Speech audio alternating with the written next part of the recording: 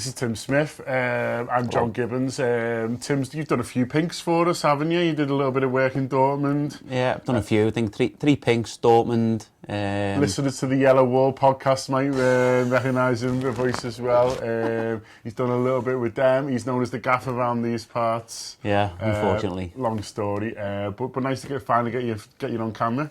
Thanks. Yeah, it's been good. On Steven Gerrard's retired today.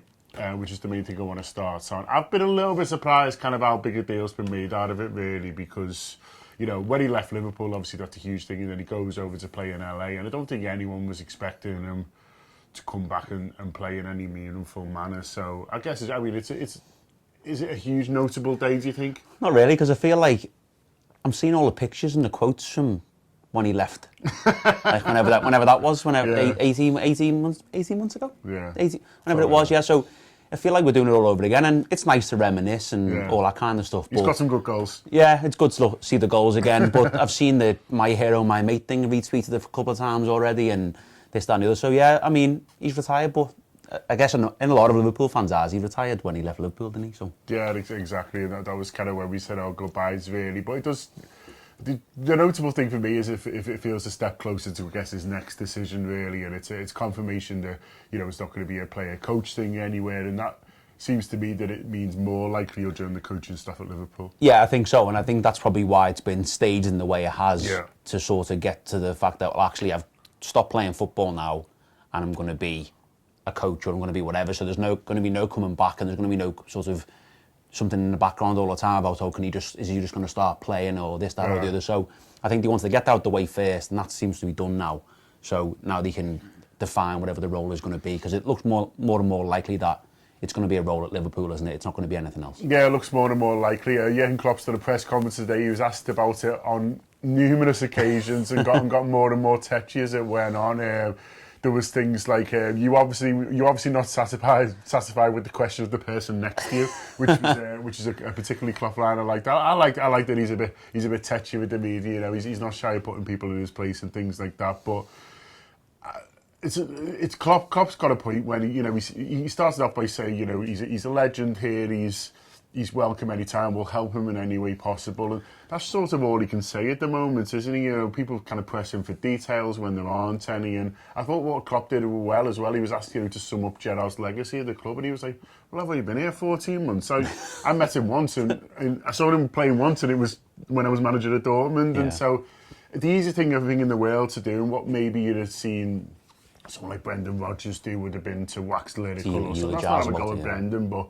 You know, Gerrard, you know, Klopp's just having none of it. He's like, well, if you want to speak to people about Gerrard, go and ask some supporters. I know, yeah. And I mean, like I say, I think it's been always in the background. It's not the first time Gerrard's been brought up, because I think when was he training in January? I think, wasn't he? Back with us, so there was questions around it then as well. But I think you're just batting it back with a straight bat, isn't he? Just saying, well, like I say, he said, I've seen all the goals, I've seen all the videos, I've met him a few times. He's a nice fella, but other than that, there's nothing else to talk about at the moment.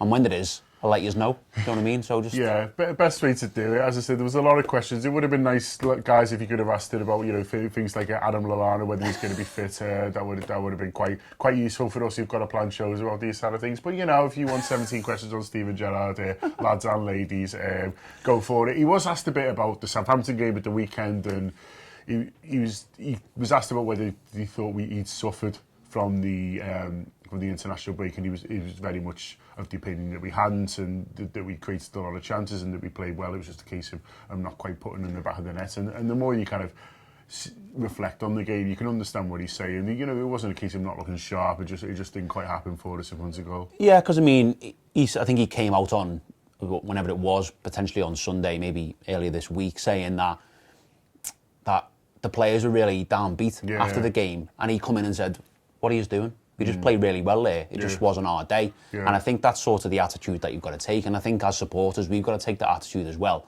Because I saw a lot of reaction on sort of Saturday night, Sunday, going into Monday, seeing sort of City scoring at the end and then Chelsea winning on the Sunday as well. I think it sort of made everyone sort of feel a bit downbeat, if you like. But ultimately, we've gone to Southampton, we played them off the park.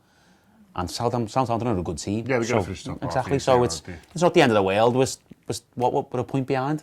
it's not a big deal. You know what I mean? Yeah. Calm down, lads. It's I mean, November. big weekend for us this weekend. Yeah. Obviously, we've got a very big winnable game. There's other teams who've got tougher games. You know, there's teams playing each other at the top of the table. So one of them's definitely going to drop points. We've got Sunderland at home. He was quite keen to point out that they've won the last 2 games. Jurgen Klopp, in fact, he suggested it might make them favourites. I think that was slightly tongue-in-cheek, but one thing I did like what he said if one person in the stadium underestimates Sunderland, then we've got a problem. And I think I like the way he uses words like this. He's reminding everyone that, look, this is for all of us to win this. Everyone's got a kind of responsibility. He didn't just say the players. He said that one person in the stadium. So it's the fact that he reminds people of the responsibilities, doesn't he? And he reminds us frequently, in a good way, I think, of our responsibility of fans, that we can't just turn up and go, oh, this is going to be nice, Liverpool are going to score 5 here, and start getting touchy if it doesn't happen. It feels a bit like, well, I guess it could have felt a bit like, I should say, the build-up to the Watford game in a way, where one of those games where everyone was saying, weren't they, oh, this is the kind of game where Liverpool slip up, but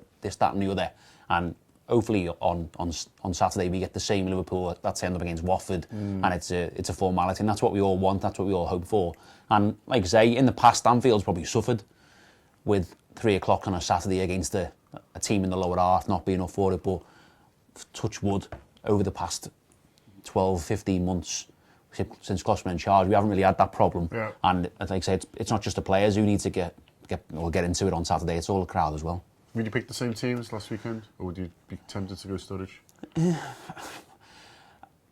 mean, we don't know if Lallana's fit. No one's asked the manager.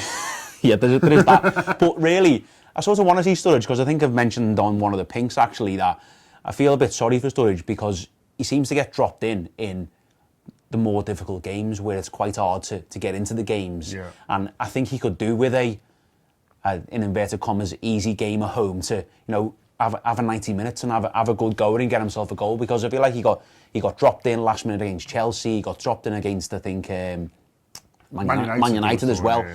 Difficult games where you're not going to get the space because you're playing against better players. So I'd be half tempted to play Sturridge, because listening to some of the shows from this week as well, I think that Chan Wijnaldum doesn't maybe give us enough going forward, especially against Sunderland. So yeah, maybe we'll play Sturridge in place of one of Chan or Wijnaldum, drop Coutinho back a bit, put Sturridge up front, and have Firmino and Mane either side of Sturridge. It is an option. He's got options, and that's nice to have. There'll be loads of talk from us, obviously, the build-up to the Sunderland game. Everyone's speaking about what they do and what we're hoping to see this weekend. So there'll be the Friday show, which is coming out early Friday morning. That's where we assess everything that's going on the weekend. There's the City Talk show that we do for the City Talk Radio, which is completely free, that we'll put out on Friday night. You can listen to that live on City Talk 1548 at 6:30, or you can wait for the podcast at 8:30 if you want. And lots of other stuff happening in between as well. Wildcard shows, AFQ, all the usual shebang. So subscribe if you haven't yet. It's only £5 a month, or if not, just check us out on our website, and loads of stuff going up on there at the moment as well. But thanks to Tim. Nice to see you. Mate. Thanks for popping in. Anytime. Yeah, we'll see you soon.